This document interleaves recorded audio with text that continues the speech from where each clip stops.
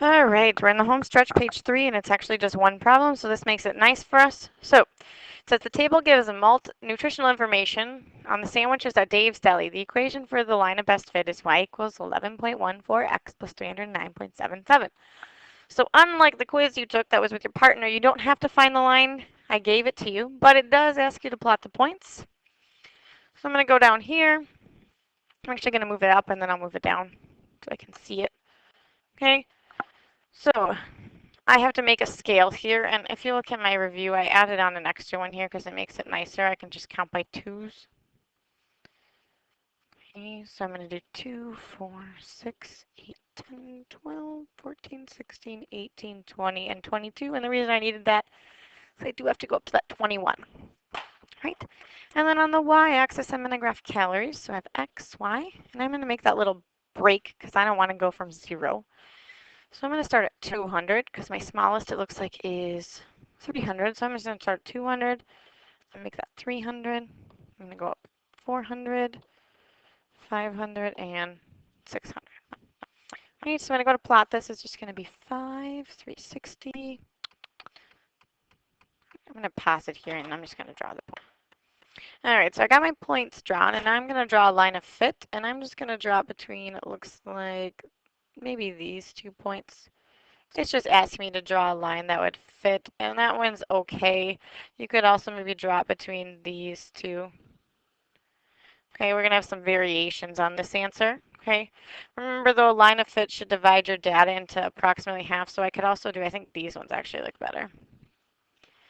So there's my line of fit. Okay, so I've gotten step 1 done, and I'm going to move it back down so we don't need it anymore. All right, so plot the points, sketch a line with best fit. That's done. It's on the graph. Right?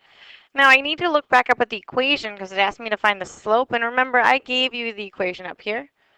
So I have 11.14x plus 309.77. My slope is 11.14. And I put over 1. Now remember, slope is y over x. My y variable is calories. My x variable is fat or grams. Okay, so that means this 11.14 on top is the y variable. That's calories. And the bottom is grams of fat. So if I wanted to explain the real world meaning, here's what I would write. You gain 11.14 calories per 1 gram of fat. And logically that makes sense. If you increase the fat, you gain more calories. Now I look at the equation and I want to find the y-intercept. So that's this extra thing that's tacked on, 309.77. Now if you recall, I've said the y-intercept is when x equals 0. Well, my x variable up here is fat. So that means fat is 0. Something in your real world meaning should have something to do with the fat being 0. So this must stand for calories because that's my y variable. So 309.77 is your calories. So 309.77 calories when there is 0 fat. Which means if you have a sandwich that has 0 fat, there's still 309.77 calories, which makes sense. If you look at a package of licorice, it says it's fat-free, but it still has calories in it. That doesn't mean it doesn't have calories if it doesn't have fat. Right, now it says, based on the equation, how many grams of fat are in a sandwich with 400 calories? So the key thing is calories. Is that your x or your y variable? So I'm going to look back up to my table and see that calories is my y variable. So I copy the equation. Is it 0.77? I can't see it. Yep. Right, so if I know that it's 400 calories, I know my y variable, I need to find my x variable, so I'm going to rewrite the equation as 400 equals 11.14x plus 309.77. Then when I go to solve this, I'm going to subtract 309.77 from both sides.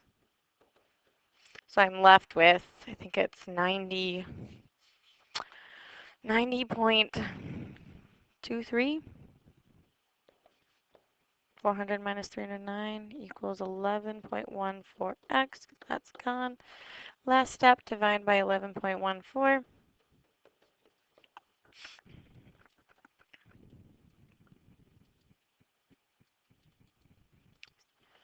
8.0 we'll say.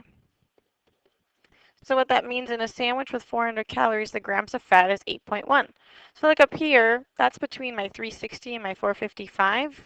8 is also in between 5 and 9, so it makes sense that in 400 calories, the fat is between 5 and 9, which is 8.1. The second one's a little easier. It says, based on the equation, find the number of calories when it has 13 grams of fat. That means I know my x variable, right? So when I go here, I'm just going to replace the x variable with 13. And this one's easy. I can just type it in my calculator, 11.14 times 13 plus 309.77, 454.59 calories. And then you can always check, does that make sense? Go up to my table, 13 grams of fat is around here. And that looks about right because 12 and 15, it's in between, so it's around 450. It makes logical sense that at 13 grams of fat, it's between 4 and 500, which is 454. Right, so again, just to reiterate, slope, it's y over x, so you have to look at your y variable over your x variable. And then remember, slope is a rate of change, so you should write gains 11.14 calories per 1 gram of fat. But the y-intercept is something that's stationary. You always know that the x variable is 0 for every y-intercept. Well, our x variable in this case is fat, so you should have something in your real world meaning that says there are this many calories when the fat is 0, okay? And then D and E, you just have to pay attention to, do I know y or do I know x, and then solve. Okay, so pay attention to, again, the wording. Calories is your y variable, so we plugged it in for y. Grams is our x variable, so that's when we plug in for x. All right, move on to page 4 if you need some help. If not, go back and study the rest of these.